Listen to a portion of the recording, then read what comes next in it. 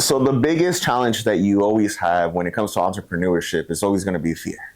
You're always scared. You have all the what ifs. You have the what if this goes bad? What if that doesn't happen? So then tell me the five people you hang around with and I'll tell you who you are. Like that really comes into play. One of the biggest things that I had to do is I had to change my crowd. And I don't mean this in the bad way. I got love for everybody that I grew up with. But I had to surround myself by the people that I wanted to be. So at first I would tell myself, well, I don't know those type of people. I didn't grow up with people that have that type of money or that do those type of investments or where I really want to be. So what I went ahead and did is I started paying for coaching. I started paying for mentorships. I went to all the free coaching that there's out there. Then after that wasn't enough, I started paying. And then I decided to keep on scaling up. So year after year, I started spending more money. I believe in the last 12 months, I probably spent about $75,000 to $100,000 in coaching itself.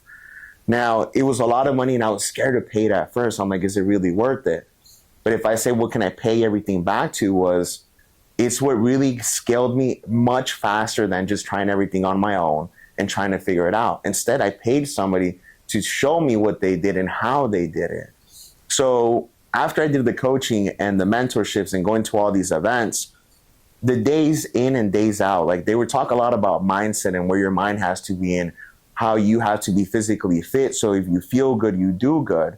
So my habits are what changed the most. I currently try to wake up between 4 to 5 a.m., be at the gym by 5:30. So I created a habit of, hey, putting myself first. Now, a lot of people consider that being selfish, hey, but if you think about it, you can't help anybody else if you can't help yourself. So it started within me. Second habit, I made sure that I went ahead and did was I started building a schedule, started building a plan. If you don't have a game plan, you don't have a schedule, then you can't really measure yourself to see or hold yourself accountable to see, hey, am I really hitting all my goals? Number three, I decided to really work on my systems and process. I decided to make sure that I had a process within my team, a system with them so they could really help me. So I can only go so far by myself. So they say if you want to go fast, you go by yourself. If you want to go far, you have to go with more people. So I decided to bring on more people.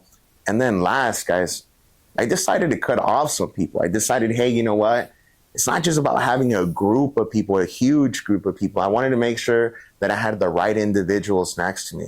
So it took a lot of time to, sit back and really think about it. And the hardest part is cutting ties. So I made sure that I went ahead and I followed my word after I built that game plan and proceeded and made sure that I was, more than anything, like I had to make sure that I was disciplined with myself.